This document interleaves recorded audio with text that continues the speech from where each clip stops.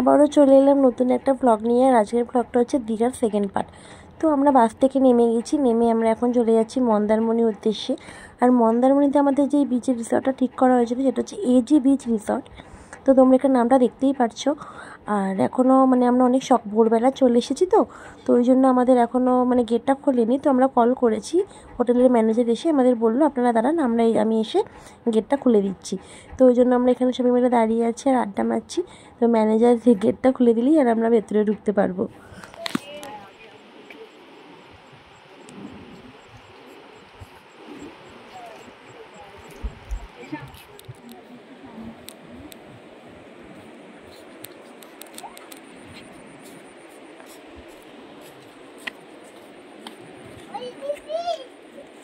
গলা কাদা জানো তো, পা ঢুকে যাবে মনে হচ্ছে। আর একটু এগালে মাঝে, আর একবার একটু এগাও, ওই তো 5টা অব্দি যাও দেখি।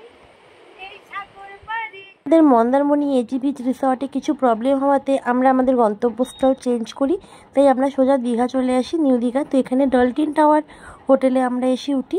তো এই হোটেলে এখন প্রবেশ করছি।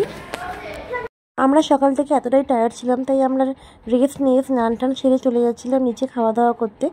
তো চলো খাওয়া দাওয়া করে নিই, তারপর আবার কথা বলছি। এখন আমরা চলে এসেছি খাওয়া দাওয়া করতে। আমরা এখানে বসে আছি, এখন আমাদের লাঞ্চ আর কি সার্ভ করেনি, তো দিলেই আমরা খাবো। তো খাওয়া দাওয়া করে একটু রেস্ট নিয়ে আমরা বিকেলবেলা বেরিয়ে গেছিলাম একটু ঘুরতে। আর বাইরে থেকে তোমাদের রাতের ভিউটা দেখাচ্ছি, দেখো কি সুন্দর। হোটেলটা সত্যি মারাত্মক সুন্দর। ওপরে একটা সুইমিং পুল আছে, সেটাতে আমরা চানও করেছি, কিন্তু কারণ ফোনটা নিয়ে যাইনি বলে কোনো ভিডিও ক্লিপ নিতে পারিনি। পরের দিনে তোমাদের ভিডিওগুলো দেখাবো, তখন ক্লিপগুলো নেব, তখন তোমাদের সাথে শেয়ার করব। তো বাইরে থেকে দেখো হোটেলটা কি সুন্দর, আর সত্যি হোটেলটা খুব সুন্দর। তোমরা চাইলেও আসতে পারো নিউ দীঘাতে, হোটেল ডলফিন টাওয়ার।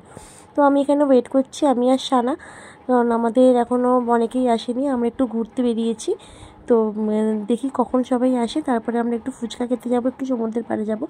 সমুদ্রের পাড়টা এখান থেকে একটু দূর আছে, যেতে পারবো কি না জানি না। তো চলো ঘুরে আসি, একটু সবাই আসুক। ফুচকা খাওয়া কমপ্লিট করে আমরা রুমে ফিরে গেছিলাম। আর আজকের ভিডিওটা এখানেই শেষ করছি, দেখা হচ্ছে পরের দিনের ভিডিওতে, ততক্ষণ সাথে থেকো।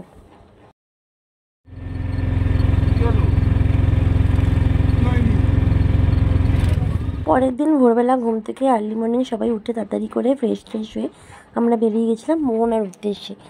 বেশি কেউ যাচ্ছে না, আমরা কয়েকজন যাচ্ছি, হাতে গুনে 6-7 জন যাচ্ছি। তো মোহনাতে গিয়ে এই যে দেখো আমরা বসে আছি, আমাদের পুরো অটোটাই আমাদেরই আর কি লেগে গেছিলো। তো যাই হোক, তো মোহনায় যাই, চলো তারপরে তোমাদের সাথে কথা বলছি।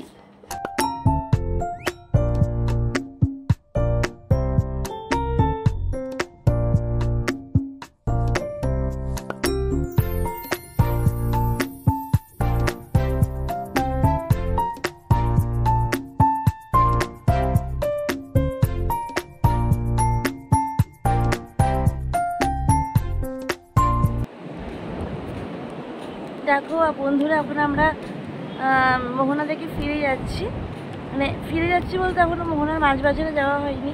তো ওখানে যাব, ওখানে কিছু কেনাকাটি করার আছে, তারপরে আমরা হোটেলে ফিরবো।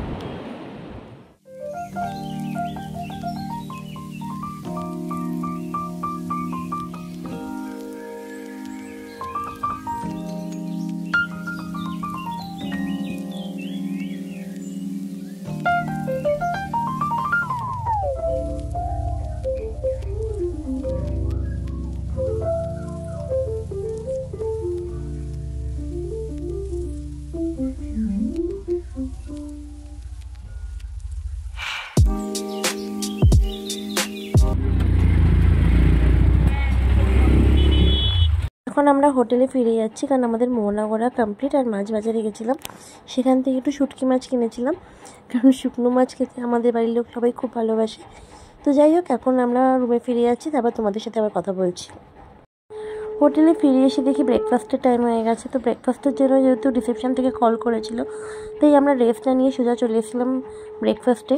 আর ব্রেকফাস্ট টেবিলে দেখো বুফে সিস্টেম ছিল, এখানে ছিল হচ্ছে পুরি, সবজি, ইডলির সঙ্গে যে চাটনিটা দেয় সেটাও ছিল, ভার্মিসেলি, এখানে ছিল একটা আলুর পকোড়া, তারপরে ডিম সিদ্ধ, স্যান্ডউইচ, বা তুমি জ্যাম পাউরুটিও খেতে পারো, বাটার টোস্টও খেতে পারো, তোমার ইচ্ছা।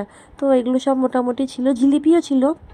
তো যাই হোক, আমি সব কিছুই ট্রাই করেছি একটু একটু করে, খালি লুচি পুরিটা নিইনি, কারণ ওটা আমার ভালো লাগছিল না খেতে।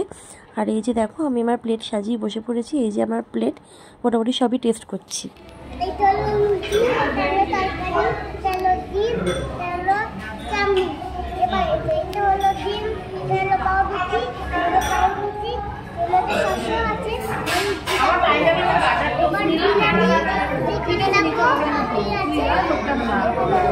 এটা তো ওরটা নিয়েছে, ও তো ওর জন্যই বলেছে। নে নে নে নে, তাড়াতাড়ি খা, ভাই তাড়াতাড়ি করে খা না।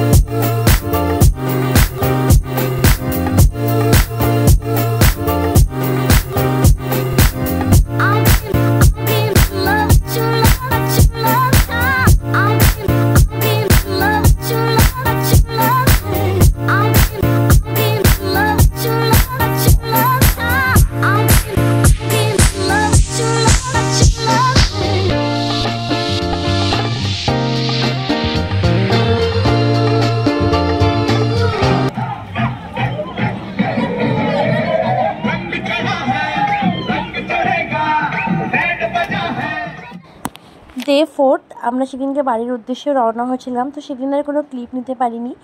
আর আমার দীঘা ব্লগটা আমি এখানেই শেষ করলাম। দেখা হচ্ছে নেক্সট কোনো ব্লগে। ততক্ষণ ভালো থেকো, সুস্থ থেকো, আর সবাইকে ভালো রেখো। আমার ভিডিওটা যদি ভালো লেগে থাকে, please like, comment and subscribe করে দিও।